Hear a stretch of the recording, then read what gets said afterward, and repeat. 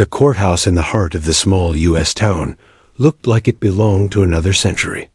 Red bricked walls stood proud, the flag fluttered lazily in the summer air, and the wooden steps creaked under the weight of anxious citizens pressing forward. For weeks, the trial inside had been the talk of the community. Neighbors who normally argued over property lines or baseball games now found themselves sitting side by side in tense anticipation. Inside, history was unfolding, and no one wanted to miss the verdict. The case itself had already divided the town. The defendant, a man in his early 40s named Douglas Reeves, had been charged with a crime so unsettling it made national headlines. He sat at the defense table with an expression carved from stone, shoulders square, jaw tight, eyes forward. Nothing seemed to faze him. Reporters who had attended every session remarked that Reeves rarely blinked, as though admitting humanity might cost him leverage. He radiated the kind of defiance that unsettled jurors yet fascinated the public. The judge, a gray-haired veteran of the bench named Harold Cummings, presided with an iron hand. His reputation for discipline was legendary. Attorneys who pushed their luck quickly learned the sting of his sharp tongue.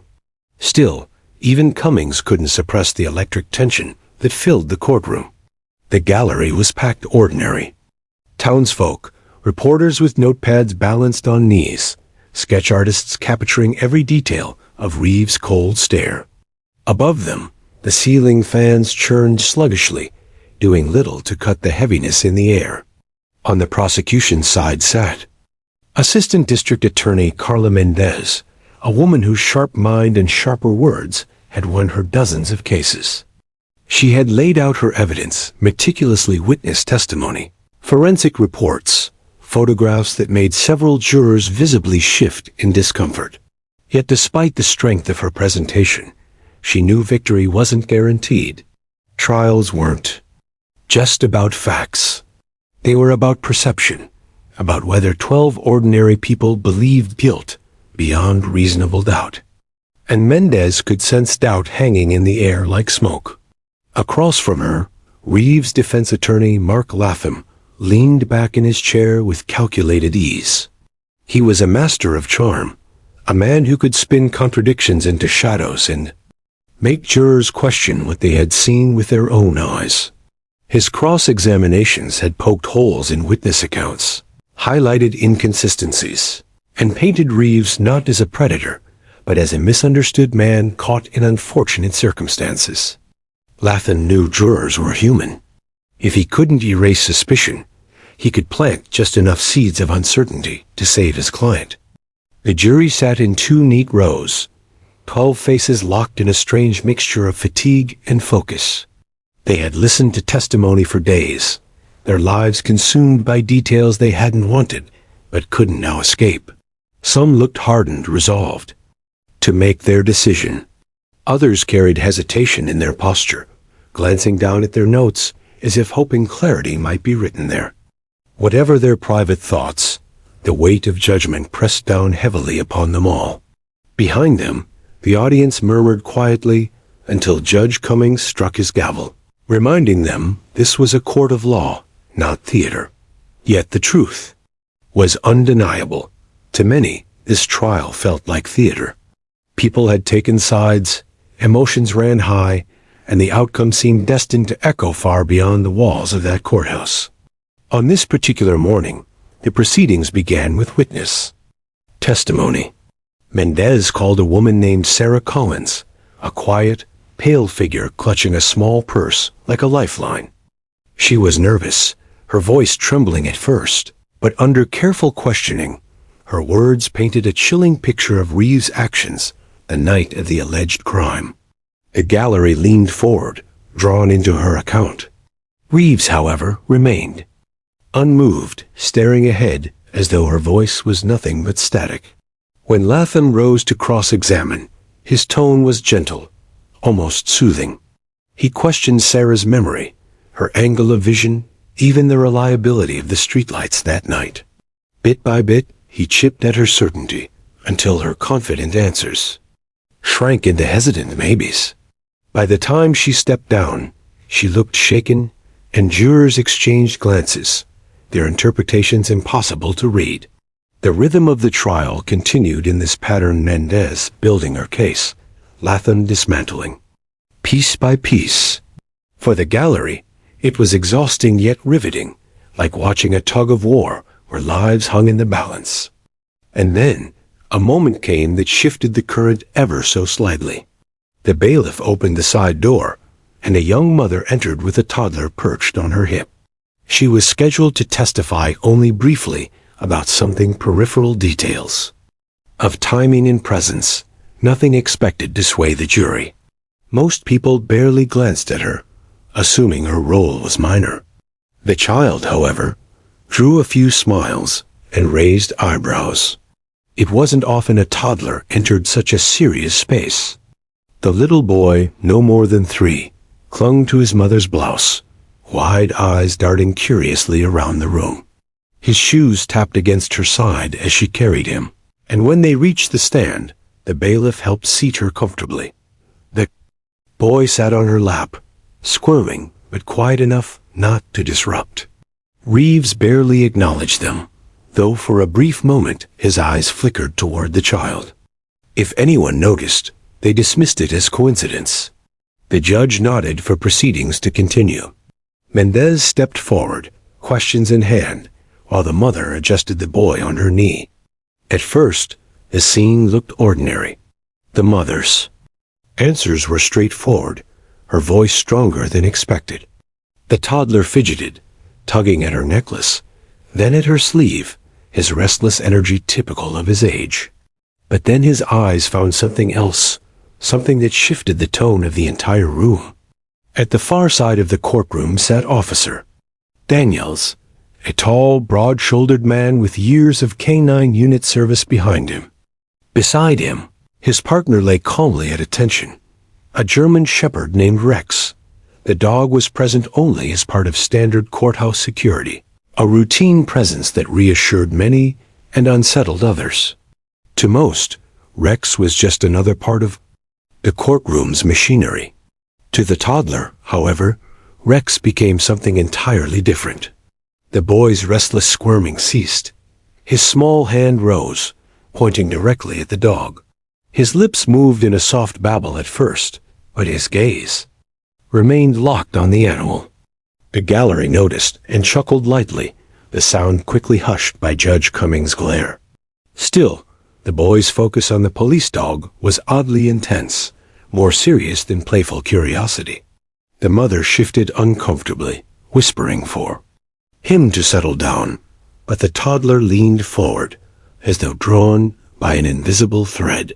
His small voice carried again, too quiet to catch fully, but enough that those near him turned their heads.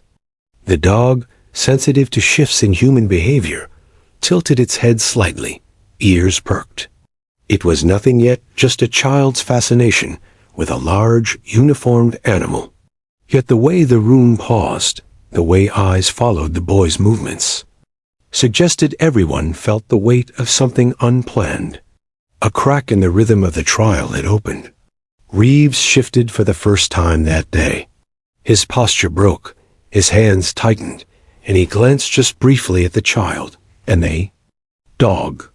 It was the smallest of tells, but for a man who had built his defense on being unshakable, it stood out like a flare in the dark. Mendez noticed. So did several jurors.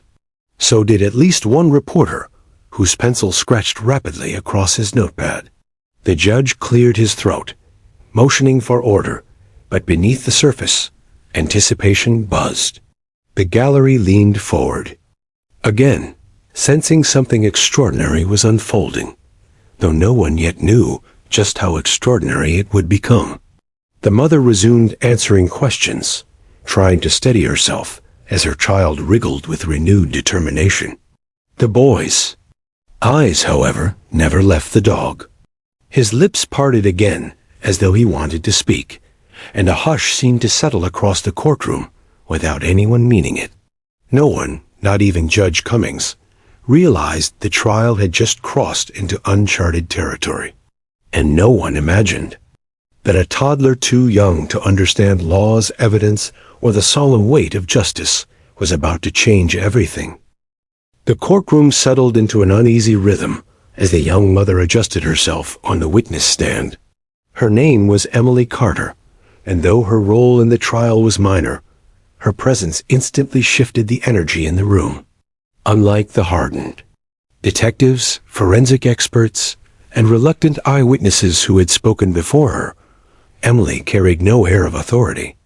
She was simply a citizen called to recount what little she knew about the night in question. Yet all eyes inevitably drifted to the boy seated on her lap. The toddler had the round cheeks and bright eyes of innocence. His hair, slightly tousled, caught the light in a way that made him appear angelic against the stiff wooden backdrop of the witness chair. He squirmed now and then, his shoes knocking softly against the side of the stand, but he wasn't disruptive enough to draw rebuke. In truth, he provided a momentary relief, a small dose of humanity in a trial, otherwise suffocating with grim details. The jurors noticed him immediately. Some smiled faintly, the kind of unconscious reaction adults have toward children. Others looked uncertain, perhaps uneasy with a child being in such a serious environment. But whether comforted or unsettled, their attention lingered longer on him than it had on many adult witnesses. Prosecutor Carla Mendez recognized this too. She began her questioning carefully, her tone gentle, not wanting to overwhelm the mother or draw too much focus to the child. Mrs. Carter, Mendez began, could you please tell the court where you were on the evening of March 12th? Emily cleared her throat. I was at the corner store near Ridgeway Avenue. My son was with me. We had just picked up some milk before heading home. Her voice wavered, but her words were clear. The jurors leaned in, pens poised, though they knew her testimony was only a fragment of the larger narrative. Still, every piece mattered. And at that time, Mendez continued, did you notice anything unusual? Emily hesitated. Her hand instinctively rubbed her son's back, a comforting rhythm for them both. Yes, she said finally. I noticed Mr. Reeves' car parked outside. I'd seen it before, so I recognized it. He was inside, sitting in the driver's seat. He looked like he was waiting for something. At the defense table, Mark Latham raised his eyebrows but remained still. Mendez pressed lightly. And what made you think he was waiting? Emily glanced at Reeves, her face tightening. Because he wasn't going into the store. He wasn't on his phone either. He just kept staring across the street. It gave me a strange feeling. As Emily spoke, the toddler shifted again. But this time, instead of fussing, his wide eyes locked across the room, toward the police dog. Rex lay obediently at Officer Daniel's side, his massive frame curled with disciplined stillness. But to the toddler, the animal wasn't just another figure in the background. Something about the dog transfixed him. He sat up straighter as, though pulled by a force only he could sense. Mommy, he whispered, tugging at her sleeve. Emily shushed him softly, her cheeks flushing. She tried to refocus on Mendez's next question, but her son wasn't content to be silenced. His little arm lifted, finger pointing directly at Rex.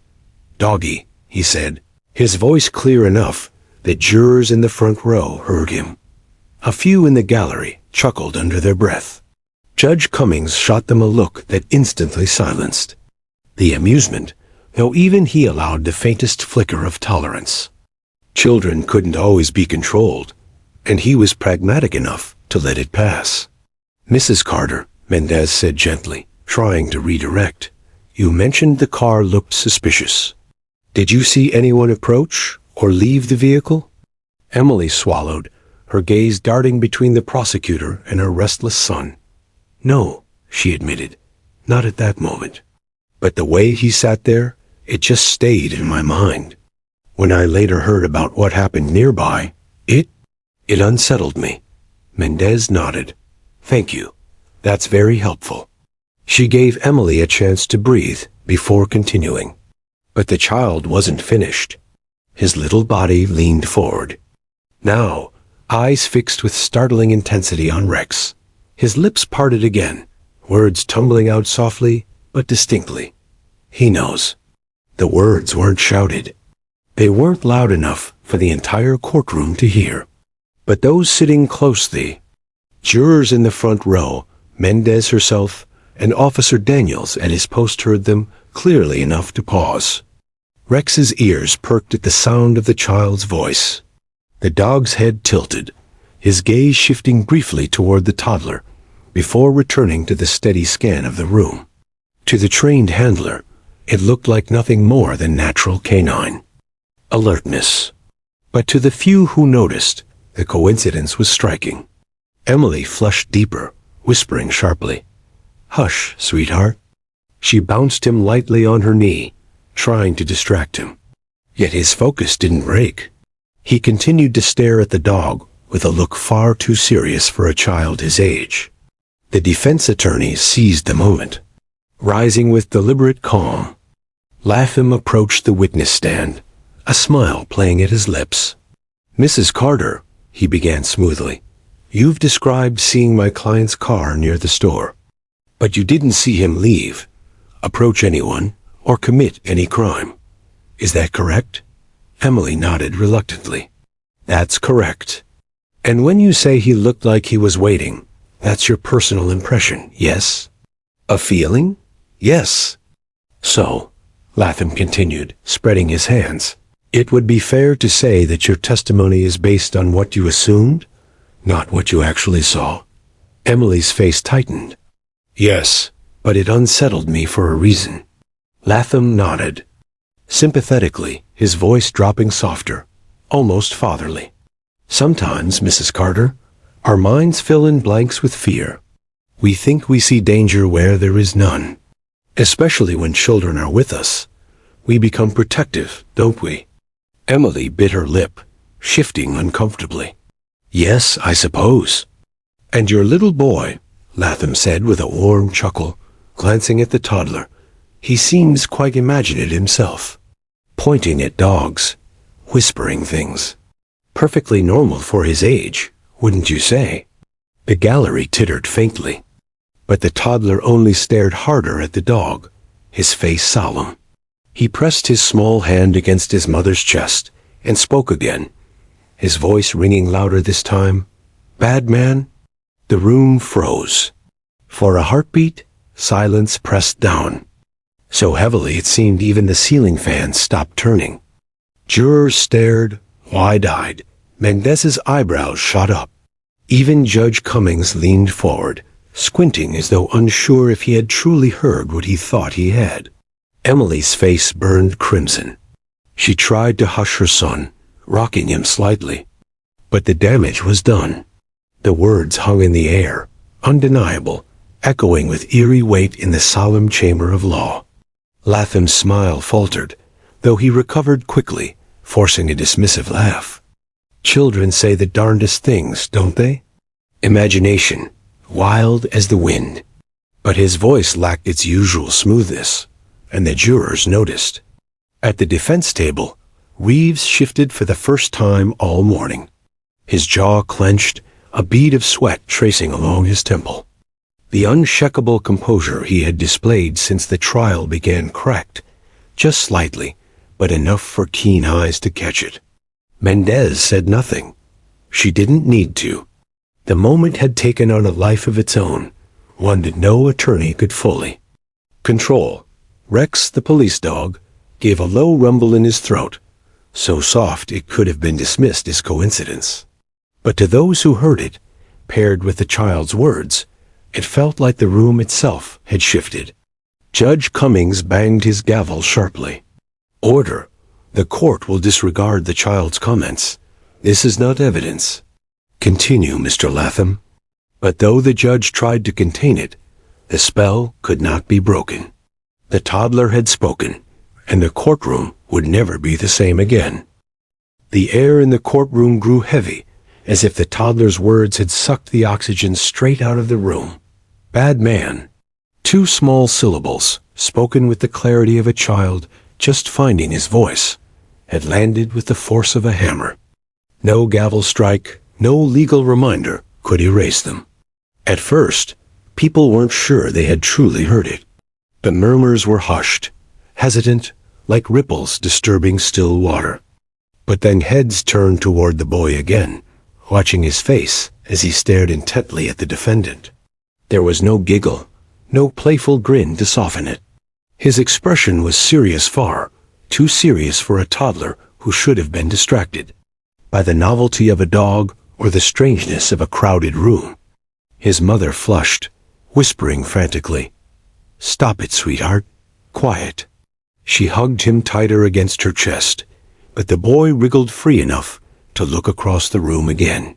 His little hand pointed, not at the dog this time, but directly at Douglas Reeves. And then, in a voice startlingly clear, he said it. He did it. The words echoed like a bell. Every juror froze. Some leaned forward instinctively, as though their ears had betrayed them, and they needed to see the child's lips move to believe it. The prosecution table went still. Even Carla Mendez, disciplined as ever, widened her eyes slightly. The defense attorney, Mark Latham, straightened sharply, his pen clattering onto the table. But the most striking reaction came from Reeves himself. For the first time in weeks of trial, his mask slipped. His head jerked toward the boy, his lips pressing tightly, jaw flexing. A flush rose along his neck, and his left hand clenched into a fist against the table. The calculated calm, the stillness that had carried him through testimony after testimony, cracked under the weight of 3 tiny words from a toddler barely old enough to form sentences. The jurors saw it. They couldn't unsee it. A low murmur began spreading through the gallery, like thunder rolling across a valley. Reporters scribbled furiously. Sketch artists darted their pencils, capturing the dramatic tableau, the accused man stiff with anger, the child's hand raised like an unknowing accuser, the stunned faces of jurors who now sat upright, fully alert. Judge Cummings slammed his gavel, his voice booming. Order!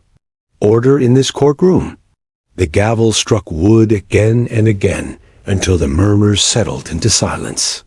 But though the noise died, the atmosphere remained electric, charged with the unshakable sense that something irreversible had occurred. This outburst will be stricken from the record, the judge said firmly. Ladies and gentlemen of the jury, you are instructed to disregard the child's words. They have no bearing on this case. Children of his age lack comprehension of these proceedings. We will move forward. Do I make myself clear? The jurors nodded dutifully, but their eyes betrayed them. They could not erase the image, nor unhear the words. A child's voice carried an innocence, an unfiltered honesty that struck deeper than any cross-examination or evidence chart.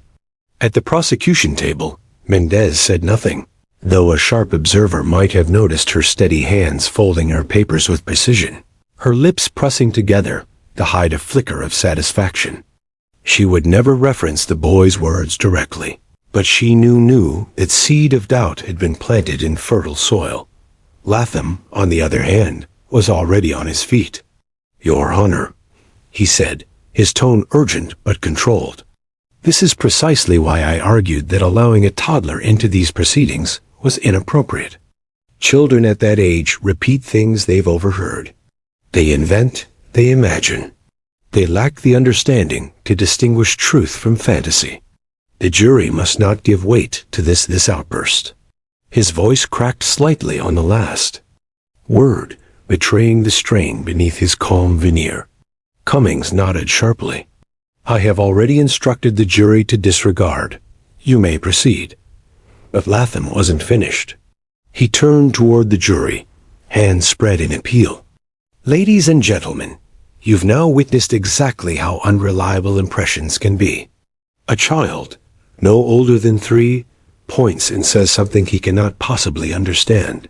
We cannot base justice on instinct or coincidence, or the imagination of a toddler. The words were measured, logical, but the jurors' faces remained unreadable. Some nodded faintly. Others stared at the defendant with fresh scrutiny. Emily Carter, the mother, looked mortified. She clutched her son tightly, whispering, "Please, please, be quiet." Tears welled in her eyes, not just from embarrassment, but from the awareness that her child had just altered the trial in a way she couldn't control. Yet the toddler was not embarrassed. He did not cry or laugh. He simply stared at Reeves, his small face solemn, as though the man on trial was the only person in the room that mattered. And then, quietly, he said it again. He did it. Gasps escaped before anyone could suppress them. One juror dropped her pen. Another leaned back as if physically struck. The judge's gavel slammed down again. "That's enough. Bailiff, please escort the witness and her child out of the courtroom until testimony can continue without disruption."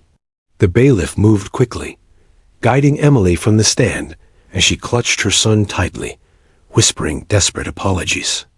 But even as the door shut behind them, the echo of the words lingered. The jury had heard. The defendant had reacted. The courtroom had shifted. Reeves leaned toward his lawyer, whispering furiously, his composure unraveling for the first time. His hand struck the table once, a sharp crack that made nearby jurors flinch. Latham hissed something back, trying to calm him, but the damage was done. The prosecution remained silent, allowing the weight of the moment to settle. They didn't need to speak. The child had spoken for them. And though the judge insisted the words were meaningless, everyone in that courtroom knew they would not be forgotten. The jurors shift. During the next recess, the jurors retreated to their room, but whispers followed them even into the hallways. Court officers noted how they exchanged glances, their conversations hushed. Officially, they weren't allowed to discuss the case until deliberation, but human nature didn't follow rules so neatly. The foreman scribbled notes furiously, his brows drawn. Another juror rubbed her temple, muttering something about children sensing things adults can't. It was nonsense, legally speaking, but emotionally, it rang like a bell. The defense falters back in the courtroom. Latham tried to regain control. He rose, voice booming with righteous indignation. "Your Honor, this is turning into a circus. I insist the jury be reminded again and again to ignore such disruptions. We cannot allow theatrics, intentional or otherwise, to sway justice." But his words sounded desperate now, the edge of control slipping. His suit seemed rumpled, his gestures too wide. Jurors who had once seen him as composed now noticed the sweat along his collar. By contrast, Mendez remained calm, her hands folded, her gaze steady. She said only, "The prosecution is ready to continue, Your Honor." The contrast was stark. The defendant cracks. For the remainder of the afternoon, Reeves sat rigid, eyes narrowed, but the mask of calm had slipped. Beyond repair. He muttered to his lawyer, tapped his fingers on the table, shifted in his seat. The jurors watched it all. Every fidget became a tell. Every twitch became a sign. He had seemed unshakable before. Now, after the words of a child, he looked human. Nervous, perhaps guilty. And that was the strange connection. The toddler, with no agenda, no knowledge of the case, had spoken with an innocence no adult could match. The dog's brief growl, Reeves' visible discomfort, and the juror's silent recognition had tied the threads together into something that felt more real than evidence. Not legally admissible, not logical, but powerful. As the day adjourned, whispers filled the courthouse steps. Reporters dictated frantically into recorders. Headlines were already forming. Toddler's words stunned jury in Reeves' trial. Child points at defendant, declares he did it. Some dismissed. it as coincidence. Others called it fate.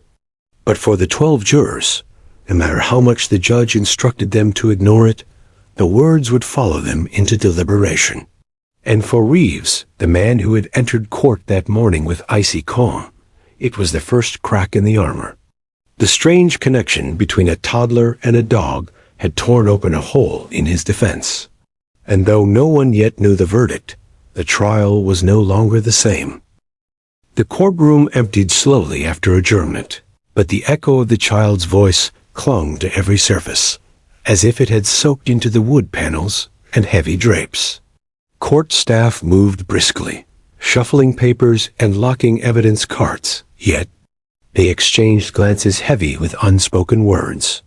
The jury had been ushered out under strict instructions, their faces deliberately neutral, but anyone paying close attention could see the cracks. Their eyes lingered on Reeves longer than usual. Their shoulders hunched as though they carried more weight than before. Even those determined to obey the judge's command to disregard the boy's outburst found themselves wrestling with the image of a small finger pointing and a simple declaration that rang louder than any cross-examination. In the hallway, the press exploded. Microphones thrust forward, cameras flashed, and reporters shouted questions at anyone who emerged from the courtroom. Emily Carter, pale and shaken, clutched her toddler against her shoulder and pushed through the crowd, refusing to answer. "Please, leave us alone," she whispered, but her words were drowned out by headlines being drafted in real time. Toddler accuses defendant in open court. Child points, declares he did it. The trial twist no one saw coming. Inside, Carla Mendez remained behind at the prosecution table, carefully stacking her files. She moved with the same composure. She had displayed all trial, but her mind was alight with possibilities. She could never mention the boy's words in argument. It was inadmissible, and the judge had been explicit, but she didn't need to. The damage was already done. Jurors were human. Humans believed children, especially when their words aligned with instinct. Across the aisle, defense attorney Mark Latham looked older than he had that morning. His tie was loosened. His briefcase sat unopened. He rubbed the bridge of his nose with trembling fingers, replaying the moment in his mind. He had prepared for hostile witnesses, forensic ambiguity, even prosecutorial surprises, but not for the unpredictable honesty of a toddler. Reeves sat beside him, tense as a coiled spring. His knee bounced restlessly, fingers tapping and impatient. Rhythm on the table. His whisper cut through the quiet. "You're letting this fall apart." Latham straightened, bristling. "I'm not letting anything fall apart. This isn't evidence. It isn't testimony." The judge struck it from the record. "The jury will follow instructions." Reeves' lips curled into something between a sneer and a snarl. You saw their faces. They heard him. They think he knows something. He doesn't, Latham snapped, then lowered his voice. "He's a child. The jury knows that. We'll double down on credibility, hammer the inconsistencies in the state's case. You need to stay calm." But Reeves couldn't. His hands clenched, unclenched. Kid. A damn kid is ruining this. You fix it." For the first time since the trial began, there was panic in his eyes. The judge's dilemma later that evening. Judge Harold Cummings sat alone in his chambers, staring at a pile of legal briefs he had no desire to read. His reputation had been built on control of his courtroom, control of proceedings, control of perception. Yet control had slipped today. The boy's words had been unpredictable, and worse, powerful. He had struck them from the record, yes, but the law was one thing, and human memory another. Jurors weren't machines. He couldn't order them to erase what they had seen. Cummings poured himself a cup of coffee and sighed. He'd presided over murder trials, financial scandals, even organized crime cases, but this was different. This trial was already a powder keg and now a toddler had lit a match. He wondered, grimly, whether justice had already been compromised, not by evidence, but by instinct. Whispers in the jury room. Though jurors were forbidden to discuss the case outside deliberation, whispers traveled nonetheless. In the sequestered hotel where they stayed, glances carried meaning. At dinner, forks paused mid-air when one juror muttered, "He didn't like being pointed at." Another frowned, muttering, "Kids don't lie about things like that." The foreman, a retired teacher, tried to rein them in. "We can't talk about this. Judge's orders. We'll get instructions when it's time." But silence couldn't erase the thought. It lingered in their minds like a song stuck on repeat. He did it. The prosecution's quiet strategy Mendez met with her team in a cramped conference room that night. She paced slowly, deliberate as always.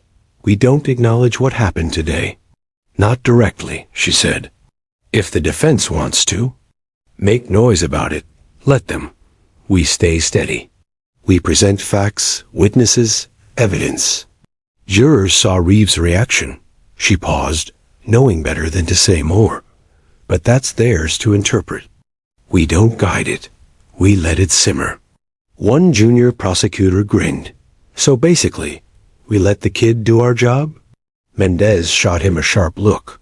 "The law is our job. Don't forget that.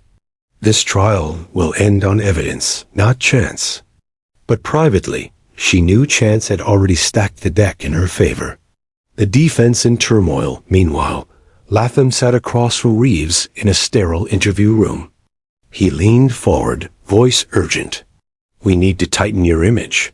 No more fidgeting. No more outbursts. You stay calm, controlled, professional. If the jury thinks a child got to you, they'll believe you're guilty." Reeves' eyes were wild. "I am calm." Latham sighed. "You're not. You snapped in court today. You hit the table." Jurors notice things like that. "From now on, you sit still, you breathe, and you trust me." Reeves leaned back, glaring. "And what about the kid? He's not testifying again, right?" "No. The judge won't risk another disruption. The mother will be barred from bringing him." That's finished. But both men knew it wasn't finished. The boy's words were already out there, beyond recall. Media frenzy by morning. The story dominated headlines nationwide. Morning shows replayed courtroom sketches of the moment, overlaid with bold text. "Out of the mouth of babes. Toddler calls out accused. Trial shaken by child's words." Pundits debated endlessly. Some dismissed it as childish mimicry. Others leaned into sensational theories that children sensed evil, that innocence pierced deception. Psychologists were interviewed, pointing out that toddlers often repeated overheard phrases. Yet the public didn't care about logic. The story had a hook too sharp to let go. And with public sentiment shifting, the jurors knew they were being watched. Though they avoided media as ordered, they couldn't avoid the knowledge that outside, the world was buzzing about the boy. Cracks in the defendant back in court. Reeves' composure continued to fray. Every glance from the jury felt loaded, every whisper a dagger. He tugged at his sleeves, adjusted his tie, licked his lips too often. The prosecutor didn't need to highlight it. The jury saw it themselves. The man accused of cruelty toward children looked shaken by a child's words. The irony was almost poetic. A growing divide behind closed doors. Tension between Reeves and Latham deepened. Reeves accused his lawyer of weakness. Latham accused his client of self-sabotage. Their partnership, once professional, now smoldered with resentment. "You're supposed to protect me," Reeves hissed. "I'm supposed to defend you," Latham shot back. "But I can't defend you from yourself." Silence followed, heavy and dangerous. The unspoken truth by the end of the week, the trial had shifted irreversibly. Witnesses still testified. Evidence still unfolded, but everything was filtered. through the lens of the toddler's outburst. Every glance, every reaction, was measured against that moment. The judge maintained order. The defense pressed harder. The prosecution stayed steady. But beneath it all, the ripple spread wider, deeper. One child's words had cracked the calm of a courtroom, and now the case was no longer just about evidence. It was about belief. And once belief takes root, no instruction can uproot it. The ripples had begun. The trial pressed forward, but inside the courtroom, it felt as though the very air had shifted. Something invisible hung heavy in the space, an unspoken awareness that no one could ignore. Every witness who took the stand, every piece of evidence introduced, was now shadowed by the memory of the toddler's sudden declaration. The words "he did it" were nowhere in the transcripts, stricken from the record by Judge Cummings. Yet they lived in the minds of everyone who had been present. Jurors glanced at Reeves more often now, scrutinizing his posture, his breathing, his small gestures. To them, he was no longer merely the accused, he was the man a child had named. The unraveling begins. Reeves tried to maintain composure. He straightened his shoulders, adjusted his tie, and forced a smile whenever the jury's eyes landed on him. But cracks were forming in his facade. His lips twitched involuntarily when witnesses spoke. His fingers drummed against the table even as he tried to still them. Defense attorney Mark Latham noticed every tick, every twitch. He scribbled notes on a yellow legal pad. "Stop fidgeting. Don't react. Keep still," and slid them discreetly toward Reeves. But Reeves would only glare at the notes before bawling them into his fist. During breaks, their conversations grew tense. "You're losing them," Latham warned in a low voice. "The jury's watching you like a hawk. You can't give them any reason to think you're nervous." "I am nervous," Reeves hissed back. "That damn kid." He cut himself off, glancing around the crowded hallway. Lowering his voice, he growled, "You don't understand." They believed him. I saw it in their eyes. Latham pinched the bridge of his nose. "Then you need to act like you didn't, because the moment you show fear, you're finished." But it was easier said than done. A witness takes the stand. That afternoon, the prosecution called Detective Harris, the lead investigator on the case. He was calm, methodical, presenting facts with the kind of measured authority jurors respected. He detailed timelines, evidence collection, and inconsistencies in Reeves' statements. Latham cross-examined fiercely, pointing out flaws in procedure, suggesting bias, questioning reliability. But every objection, every counter-question, seemed to dissolve in the atmosphere already poisoned by doubt. At one point, as Harris recounted, Reeves' evasive answers during interrogation, Reeves shifted uncomfortably, his jaw tightening. A juror in the front row caught it and leaned slightly forward, pen pausing mid-note. The reaction was subtle, but it spoke volumes. Reeves felt the gaze. He knew he was being studied like an insect pinned under glass. Whispers in the jury box. Though silent in court, the jurors' minds buzzed. One thought returned again and again. The boy said he did it. It wasn't evidence. It wasn't testimony. But it was human, and humans were swayed by instinct. The foreman, trying to keep order, reminded the group in the evenings, "We must judge on facts." The judge told us to disregard it. Yet even he found himself waking at night, hearing the child's voice echo in his dreams. The case was no longer about mere documents and exhibits.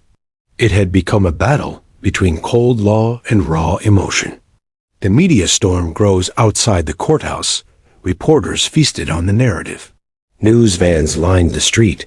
Cameras rolled endlessly, and analysts debated every detail of Reeves' body language. Clips of him adjusting his tie or narrowing his eyes were replayed with ominous commentary. "Is this the face of guilt?" One headline blared. Child's words cast long shadow over trial, another declared. Latham tried to shield Reeves from the noise, but Reeves was addicted. Late at night in his hotel room, he turned on the television, flipping through channels, watching commentators dissect him. The more they speculated, the deeper his paranoia grew. "They're all against me," he muttered to his reflection in the darkened mirror. "Every last one of them." Cracks in the partnership.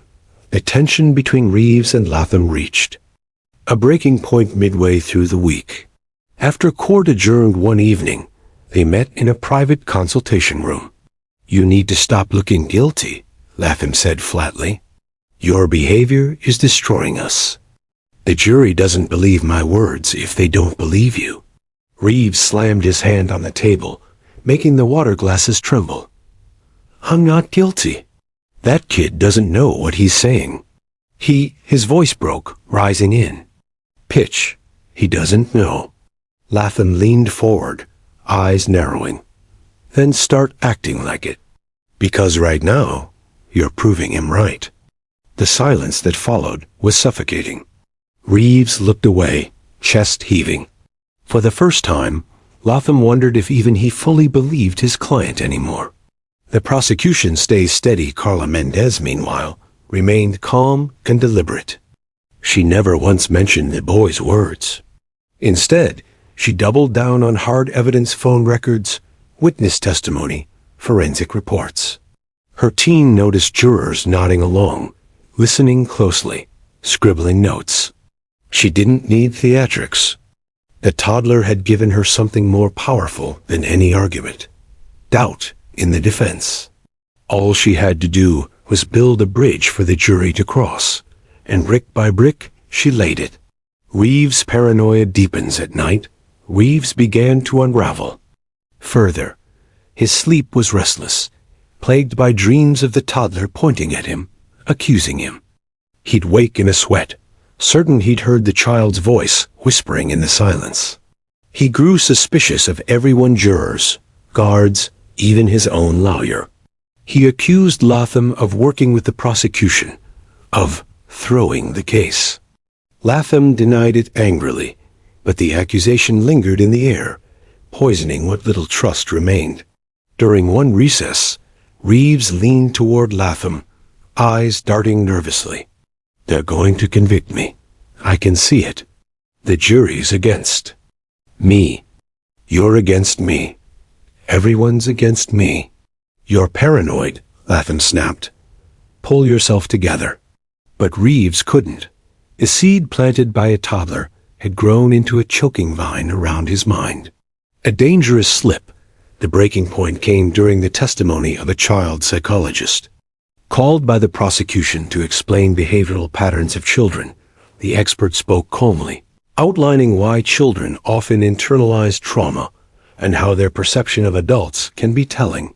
Latham objected, but the testimony continued, carefully, framed within admissible bounds.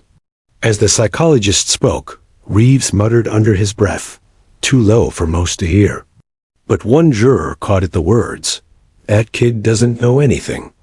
He should have kept his mouth shut." The jurors' eyes widened. They weren't supposed to hear that, but they had, and it struck like lightning.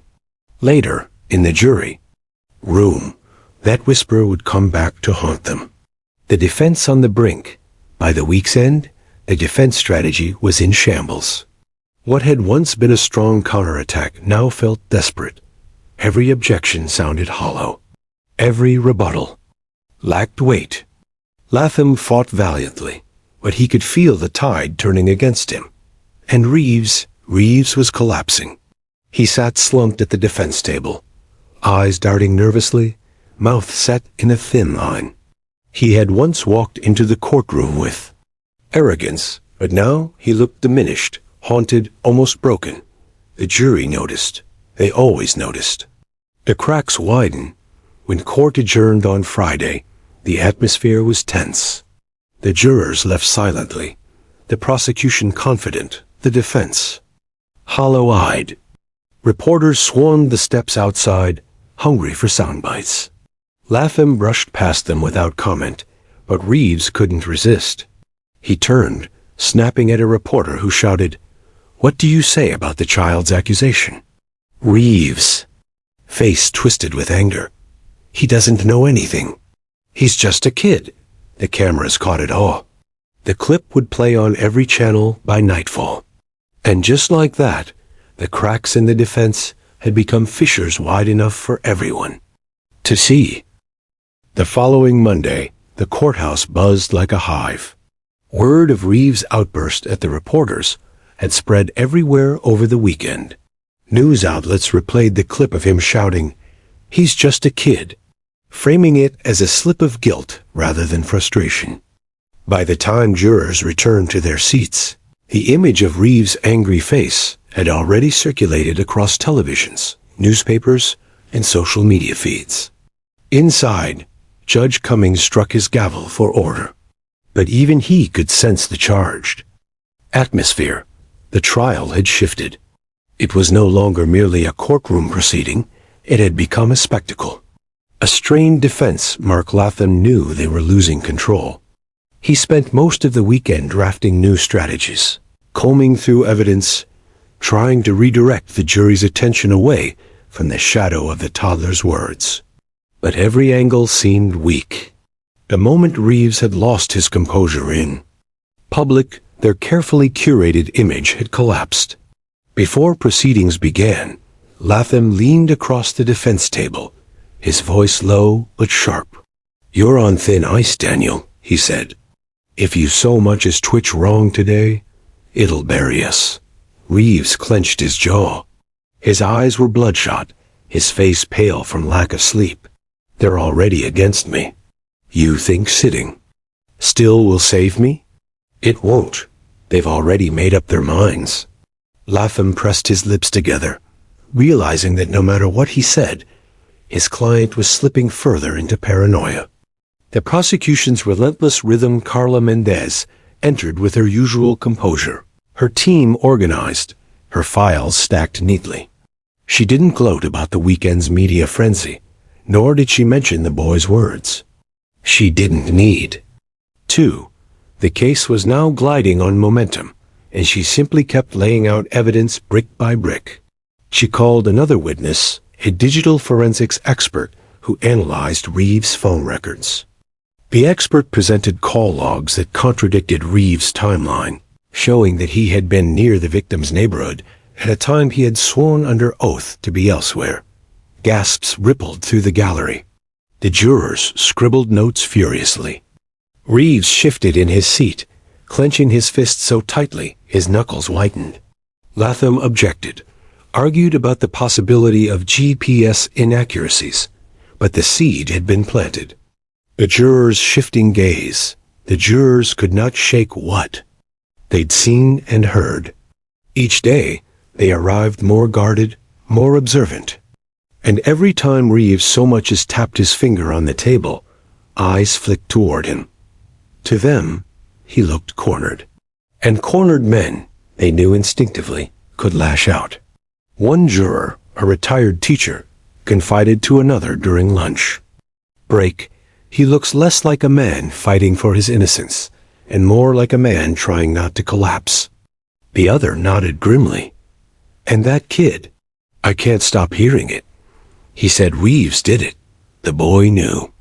Though they tried not to discuss it in depth, the shadow of the toddler's words continued to poison their impartiality. A dangerous witness that afternoon, Mendez made a bold move. She called Reeves' former coworker, a man named Carter Willis. Carter had once been a close friend of Reeves, but had since distanced himself after the crime surfaced. Carter testified reluctantly, his hands shaking, but his words struck deep. He admitted that Reeves had confided in him one night after drinking too much. "He didn't confess," Carter clarified, voice trembling. "But he said things about being in the wrong place at the wrong time. About being scared someone would pin it on him. The way he said it, like he knew more than he should." Latham exploded with objections. "Hearsay, speculation." Judge Cummings sustained some striking parts of Carter's testimony, but the damage had been done. Jurors had seen Carter's fear, his discomfort, and Reeves' furious glare across the room. The courtroom erupts. As Carter stepped down, Reeves could no longer contain himself. He leaned forward, his voice low but venomous. "You liar!" The jurors stiffened. The bailiff shifted. Judge Cummings rapped the gavel sharply. "Mr. Reeves, you will remain silent." But Reeves' restraint snapped. He slammed his palms on the table, standing abruptly. "He's lying. He knows nothing about me. None of you do." His voice boomed, echoing against the wood-paneled walls. The jury flinched. The gallery murmured. The bailiff stepped forward swiftly, placing a firm hand on Reeves' shoulder. "Sit down, Mr. Reeves," the judge thundered. For a moment, it seemed Reeves might fight back, his eyes wild, his body trembling. But then he sank into his chair, chest heaving, sweat beading on his forehead. The silence that followed was suffocating. Everyone in the courtroom knew what had just happened. Reeves had shown them a glimpse of rage he could not control. The jurors' conclusion that night. As the jury was escorted to their hotel, they carried that image with them. The outburst, the wild eyes, the loss of control. It replayed in their minds like a scene from a movie. One juror whispered to another in the quiet elevator, "Did you see his face when Carter spoke? That wasn't the face of an innocent man." The other nodded, eyes heavy. "It was the face of someone cornered, someone guilty." Though forbidden from making up their minds before deliberation, many jurors had already crossed a threshold in their hearts. Latham's breaking point. In the defense room afterward, Latham slammed his briefcase shut, his composure shattered. "Do you realize what you just did? You handed them the verdict. You gave them everything they needed to condemn you." Reeves pressed his palms to his temples, muttering incoherently. "They're all against me. The jury, you, even Carter. Especially Carter. He's part of it. He's trying to frame me." "Frame you?" Latham barked. "You accused me of that last week. When will you get it through your head? You're destroying yourself." Reeves turned, eyes burning with paranoia. "Or maybe you want me destroyed. Maybe you've been working with Mendez this whole time." For a long moment, the two men stared at each other. Latham's face twisted with anger and despair. He had fought for clients who were guilty before, but never had he watched one sabotage himself so completely. For the first time in his career, he questioned if defending Reeves was even worth it. The toddler's shadow returns the next day. When court resumed, whispers filled the gallery once more. Some spectators claimed that the toddler had been brought briefly into the courthouse again, though not into the courtroom itself. The boy's presence, real or rumored, rippled through the building like electricity. Reeves noticed the murmurs. He froze, his hands trembling as he whispered, "He's here? They brought him back?" His paranoia mounted until sweat soaked through his shirt. The jury didn't need to hear the boy again. Just knowing he was nearby rekindled the memory of those words. He did it. The child had spoken once. And his voice still echoed louder than anything the defense could muster. The turning tide. By midweek, the trial was no longer about evidence. It was about perception. And Reeves' perception in the eyes of the jury was unraveling completely. Mendez remained patient, never pushing too far, never mentioning the toddler directly. She didn't need to. Reeves was destroying himself, piece by piece. The jurors saw it. The judge saw it. Even the gallery saw it. And for the first time, Reeves himself began to realize he was losing. One night, staring into his hotel mirror, he whispered to his reflection, "They'll never believe me. No matter what I say, that kid, he cursed me." The inevitable clash ahead. By the week's end, tension in the courtroom was unbearable. Everyone knew the trial was building toward a climax, toward Reeves taking the stand himself. Latham resisted it, warning it would be suicide. But Reeves demanded it. "They need to hear me," Reeves said, his voice trembling between desperation and defiance. "If I don't speak, I'm done. If I do speak, maybe I have a chance." Latham looked into his client's haunted eyes and knew the choice had already been made.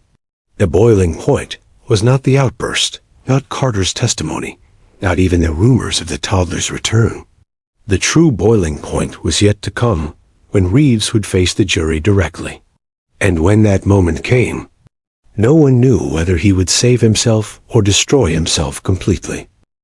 The courtroom was hushed as Judge Cummings adjusted his glasses and looked over the rim at the defense table. "Mr. Latham, is the defense ready to proceed?"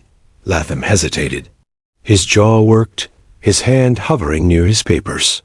He didn't want this. Every instinct screamed against it. But Reeves had been unshakable, insisting he testify. The jury needed to hear his truth, he said. Latham rose slowly. "Yes, Your Honor. The defense calls Daniel Reeves to the stand." A ripple coursed through the gallery. Reporters scrambled for better angles. Camera shutters clicked. The moment they'd all been waiting for was finally here. A fragile Klein Reeves stood, adjusting his suit jacket with trembling hands. He walked stiffly toward the witness box, every step weighed down by the stares of 12 jurors who already seemed to have made up their minds. His eyes darted to the back of the courtroom, where he thought just for a second he saw the toddler sitting with his mother. His heart lurched, but when he blinked, the seat was empty. Taking the oath, Reeves' voice cracked faintly. "I do." He sat down, his body stiff, his face pale beneath the glaring lights. The defense's careful thread Latham approached, cautiously, speaking in the gentle tone of a guide leading someone through a minefield. "Mr. Reeves, could you please tell the court where you were on the night of June 14th? Reeves swallowed hard, his Adam's apple bobbing. I was at home, alone, watching television." "Did you leave your residence that night?" "No." "Did you at any point visit the neighborhood where the crime occurred?" "No. I had no reason to." Latham nodded, steering him toward sympathetic ground. "Daniel, can you describe what it's been like, facing these accusations?" Reeves hesitated, then leaned slightly forward. His voice quavered with what seemed like pain. "It's been a nightmare. My name dragged through the mud, people whispering when I walk by. I didn't do this. But every day I wake up. It feels like the world already thinks I did." Jurors shifted slightly, watching his face closely. Some looked doubtful, others contemplative. Latham knew he'd bought a few precious moments of human connection, but it wouldn't last. Cracks in the mask. Then came the prosecution's turn. Carla Mendez rose, her presence calm but razor-sharp. She walked toward Reeves slowly, her heels clicking on the wood floor, her eyes never leaving his face. "Mr. Reeves," she began, her voice steady, "you've told this court you were at home the night of June 14th, correct?" "Yes," Reeves said firmly, trying to sit straighter. "Yet your phone records place you near the victim's street at 9:42 p.m. that night. How do you explain that?" Reeves stiffened. "The GPS must have been wrong. Technology fails all the time." Mendez tilted her head. "Fails? Consistently?" "Because your phone didn't just ping once. It showed a pattern of movement, consistent with someone driving through that neighborhood, staying in range for nearly half an hour." The jurors scribbled notes. Reeves' lips tightened. "I don't know why it shows that, but I wasn't there." "Not there," Mendez repeated softly, as though tasting the words. "Yet multiple witnesses saw a car matching yours near the victim's home that same night. That doesn't mean it was me." His voice shot upward, sharper than intended. The jury flinched slightly. The unraveling Mendez pressed forward. Mr. Reeves, let's talk about Carter Willis. He testified you said you were afraid someone would pin the crime on you. Did you tell him that? Reeves' nostrils flared. He twisted my words. He always does. Carter's bitter jealous. He wants me ruined. So you're saying Carter, a man who once considered you a friend, came here and risked perjury just to sabotage you? Yes, Reeves barked. That's exactly what I'm saying. The jury leaned back, startled by his sudden aggression. Mendez let the silence hang, her gaze fixed on him, letting his anger echo through the courtroom. Then, softly, she asked, Mr. Reeves, do you know what the child said in this courtroom last week? Latham shot up immediately. Objection. Your Honor. Irrelevant and highly prejudicial. Cummings banged his gavel. Sustained. The jury will disregard the last question. But it was too late. The seed was there. Everyone remembered. Reeves remembered. And now the room felt suffocating. Crumbling composure, Mendez resumed, circling slowly. You've accused technology of lying. You've accused your friend of lying. You've accused the prosecution of bias. Tell us, Mr. Reeves, why is it that everyone but you seems to be wrong? Reeves' chest heaved. His fingers dug into the arms of the witness chair. Sweat glistened on his temple. They are wrong, he spat. You're twisting everything. I didn't do this. Then who did? Mendez asked swiftly. Reeves froze. His mouth opened, but no words came out. His eyes darted toward the gallery again, and for the briefest moment, he swore he saw the toddler's wide, unblinking gaze. His throat closed. He couldn't answer. The silence was deafening. The jury's verdict-forming jurors leaned forward, some narrowing their eyes, others exchanging glances. They had seen enough. Reeves' defensiveness, his flashes of anger, his inability to offer an alternative explanation, all of it painted the picture they needed. Though deliberations were still days away, the shape of their verdict was already forming like a shadow cast in stone. The breaking point, Mendez stepped back, her work complete. No further questions, Your Honor. Judge Cummings turned to Latham. Redirect? Latham rose slowly, his face tight with strain. He knew Reeves was beyond saving, but he had to try. Mr. Reeves, he said softly, is there anything you want this jury to know, anything from your heart? Reeves leaned forward, gripping the edges of the witness stand, as if it were the only thing holding him upright. His eyes darted to the jury, wild and glassy. You don't understand, he whispered, then louder. None of you understand. They've turned everything against me. That kid, he doesn't know anything. He's just a child. The words echoed like a thunderclap. Jurors exchanged stunned looks. Reporters scribbled frantically. Mendez's lips curved into the faintest satisfied smile. Reeves had done the worst thing possible. He'd reminded them of the toddler's words, breathing new life into the one moment his defense had prayed the jury would forget. Collapsed Judge Cummings ordered Reeves off the stand. He descended shakily, his face pale, his body trembling with rage. As he returned to the defense table, the gallery buzzed with murmurs, reporters whispering frantically into their recorders. Latham buried his face in his hands. He had seen trials implode before, but never quite like this. Reeves hadn't just failed to defend himself. He had detonated his own case. The aftermath court adjourned for the day, but the damage was irreversible. Outside, reporters swarmed, their headlines practically writing themselves. Reeves loses control on stand. Defendant shouts about toddler testimony. Jury watches accused unravel. By evening, every channel replayed the footage. Every social feed dissected his tone, his body language, his anger. Clips of his outbursts were slowed, captioned, analyzed by experts who called it the moment the trial was decided. The haunted night. That night in his hotel room, Reeves couldn't sleep. He stared at the ceiling, replaying the day over and over. He saw the jurors' eyes, their silent judgment. He saw Carter's trembling voice. He saw the toddler's face, watching from the gallery.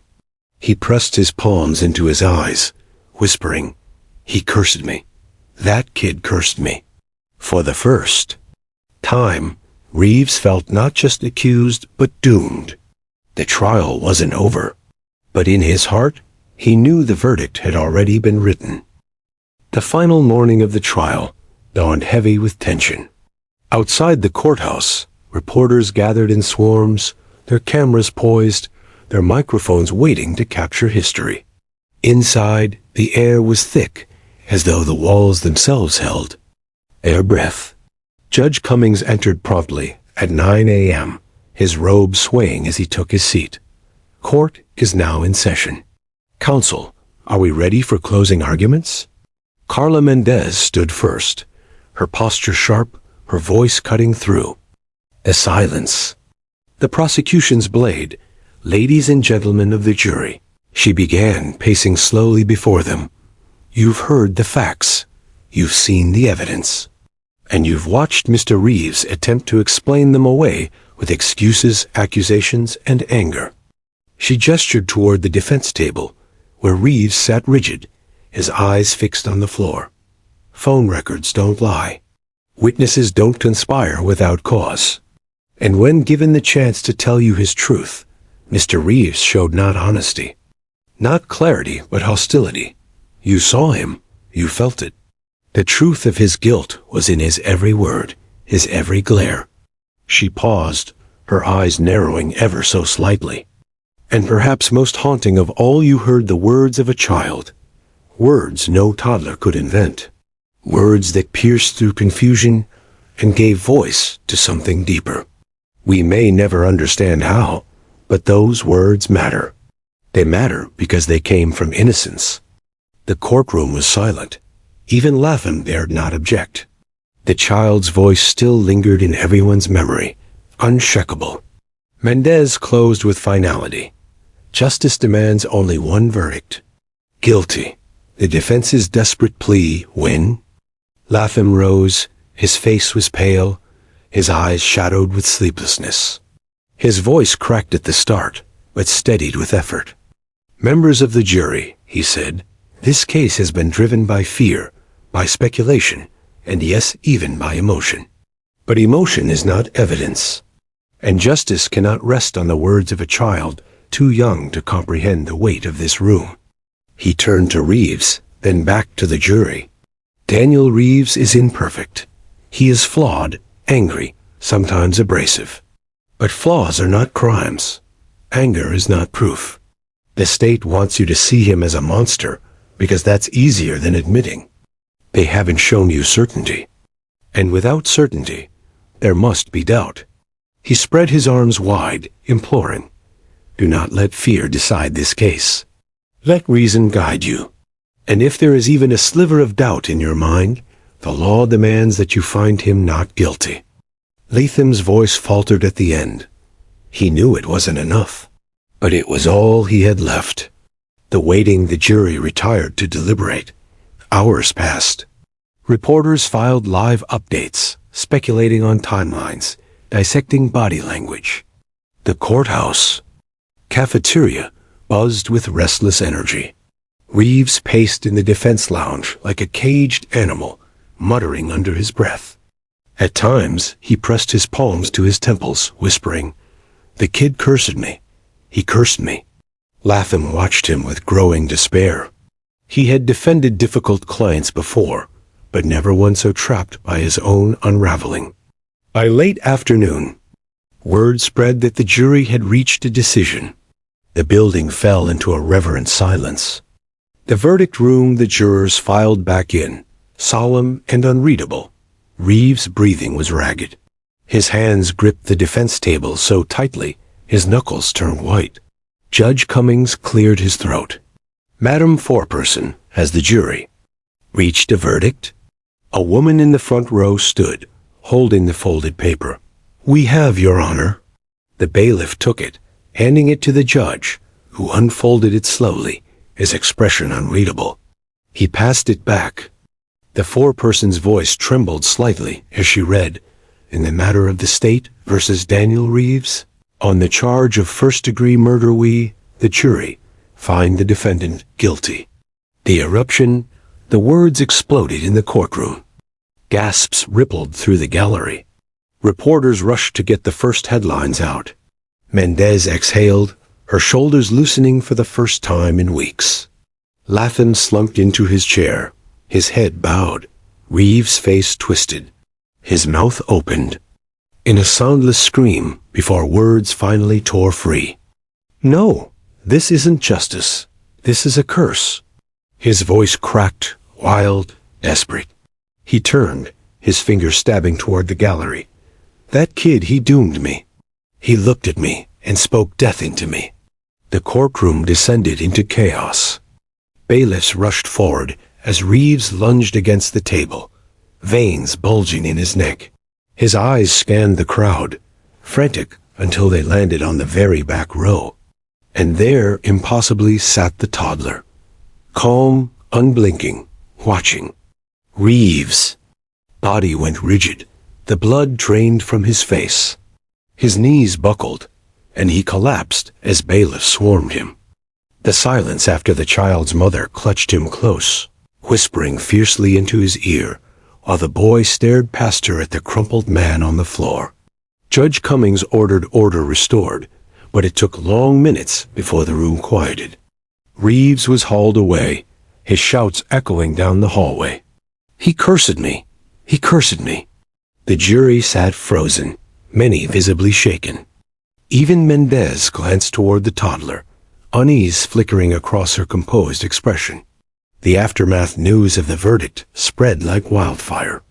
Evening broadcasts replayed the footage of Reeves' breakdown, the words "curse" and "toddler," repeated until they became legend. Commentators debated endlessly. Was Reeves delusional, unraveling under guilt? Or had the child truly spoken something beyond explanation? The public couldn't let it go. Articles flooded the internet with headlines like, "Toddler's words seal fate of accused. Coincidence or prophecy?" A child who spoke in court. Reeves sentenced, but mystery remains. A final haunting weeks later, after sentencing. Reeves sat in his cell, silent, broken. He stared at the wall, muttering the same words over and over. "He cursed me. He cursed me." The guards grew used to it, though some admitted privately they avoided his block at night, unsettled by the echoing whispers. Meanwhile, the toddler's family withdrew from public life. They refused interviews, shielded their child from cameras. But neighbors whispered of strange moments. The boy waking in the night, murmuring words too old for his age, or sitting in silence staring at the family dog, as if remembering that day in court. The legend takes root. In the years that followed, the trial became the subject of books, podcasts, even documentaries. Some called it justice, others called it tragedy. But most remembered it for one thing: the child who spoke to a police dog and changed the course of a trial. No one ever explained it. Some said it was coincidence. Others swore it was something beyond reason. But one truth remained, carved into courtroom history. A toddler's words had echoed louder than evidence, louder than testimony, louder than the desperate cries of a man condemned. And those who were there would never forget. The look in Reeves' eyes as he realized he was not just guilty, he was cursed.